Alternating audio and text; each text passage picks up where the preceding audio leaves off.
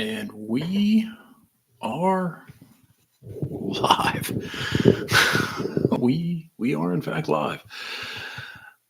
Welcome, welcome everyone to the Dan Herman Performance Podcast. Completely unedited here.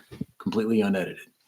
I am Dan Herman, certified personal trainer, performance coach, nutrition coach, and I am here in this space to um, answer your questions on topics relating anywhere from strength and endurance training, nutrition, recovery techniques, anything topical that you send in. And so here we are, and that's what we're endeavoring to do.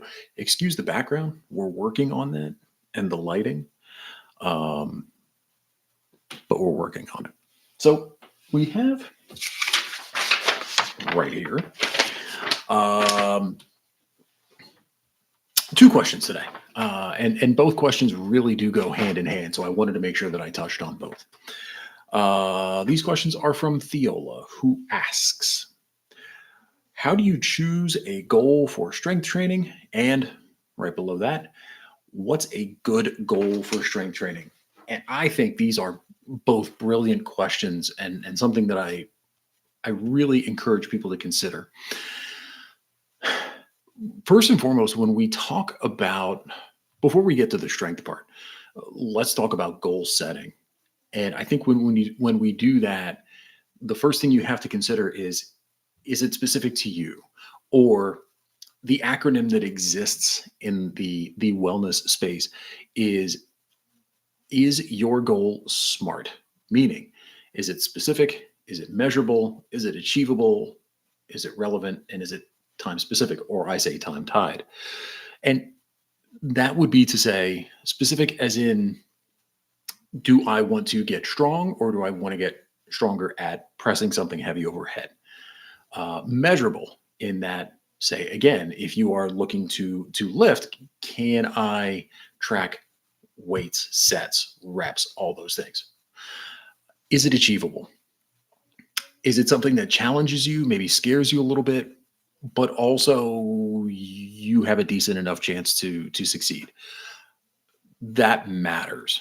We want to make sure that our goals are big enough where they challenge us, but not so big where there's no chance of success whatsoever.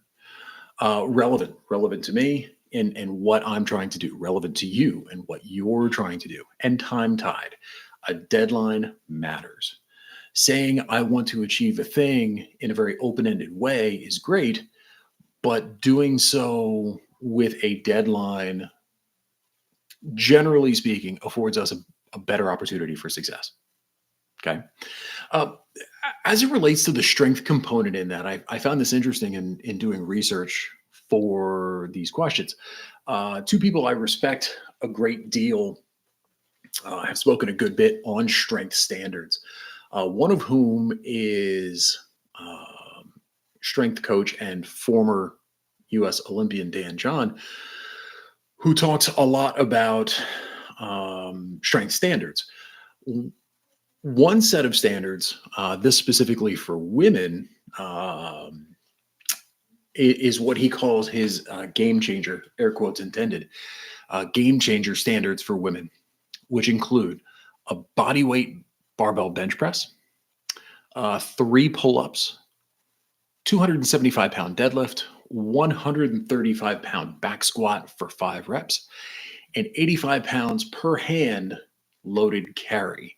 And I'm assuming that would be a farmer's carry down to your side, like a suitcase carry, I believe. I think those are fantastic standards. And if you come near or surpass any of those, you will in all likelihood be stronger than just about everyone you know. For sure, hands down. Peter Attia, who, and I have his book, but I do not have it right next to me, spoke about strength standards in his most recent book, Outlive, I believe it's called. Fantastic read, long, but a fantastic read on longevity. And his standards I found were really interesting. He says dead hang for 2 minutes. So that would be straight arm dead hang from a pull up bar or something similar. Wall sit for 2 minutes. Farmer's carry, again, hands down to our sides, body weight for 2 minutes. There are some others, but those are the three main ones. I think that's brilliant. I think that's absolutely outstanding. Functional, attainable for most people to work up to those standards. He does go on to say, Dr. Attia does, about certain aerobic standards as well, based on VO2 max. Those things are a little bit more specific to the individual and your endeavor. If you are, say, a cyclist, a runner, a swimmer, if you're walking, whatever the case may be, there are certain aerobic standards that he would feel, and I agree, that we would all want to work up to. So picking one or some of those goals, I think is really helpful in order to give you some focus down the road. Being stronger is something we can all focus on. I will admit, by way of a full transparency, when I first started in this business as a personal trainer, 6 years ago now, I still relented against strength training. It was something that was foreign to me and something I hadn't really done since high school. But now, as time has gone on, I have certainly discovered and embraced the value in getting stronger, not so much in specific lifts per se, although that does sort of go hand in hand, but more so in movement patterns.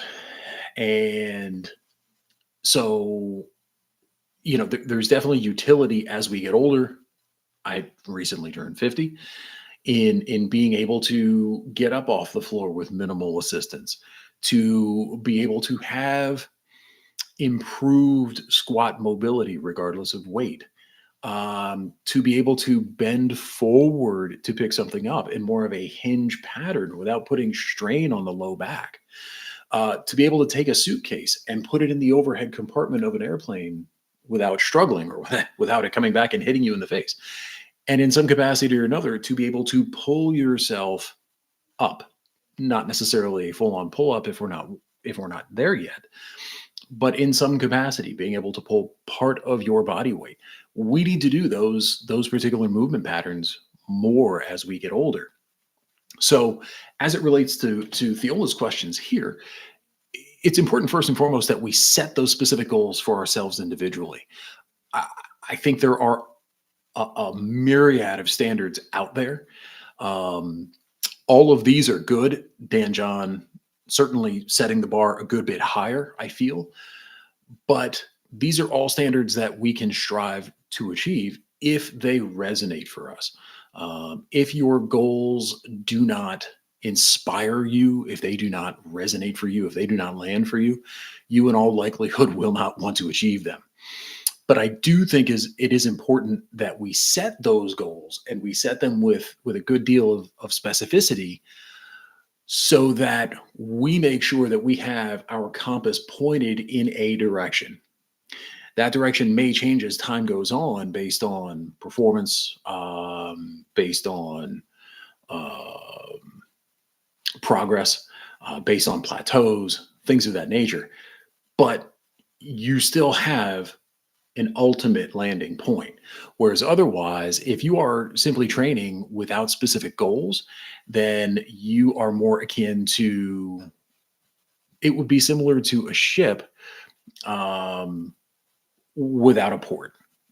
You are basically just floating around in the water. You may see some things, you may go some places, but you will never reach that ultimate destination that you're looking for. I hope that helps. These were really, really great questions, and things that I think we'll be talking about again down the road for sure. So thank you very much for those. Um, Again, just a quick reminder, if you have questions, you can certainly email them to me directly, dan@danhermanperformance.com. I will take great pride in answering all of your questions, either directly by email and or right here in this space. Please also remember, if you could, hit the like and subscribe buttons. That would help me a lot. And also smash that notification bell so you can be notified the next time I post a video, which I will endeavor to try to do with some sort of frequency. So thank you again for watching, commenting, subscribing, all of the things. And until next time, together we rise.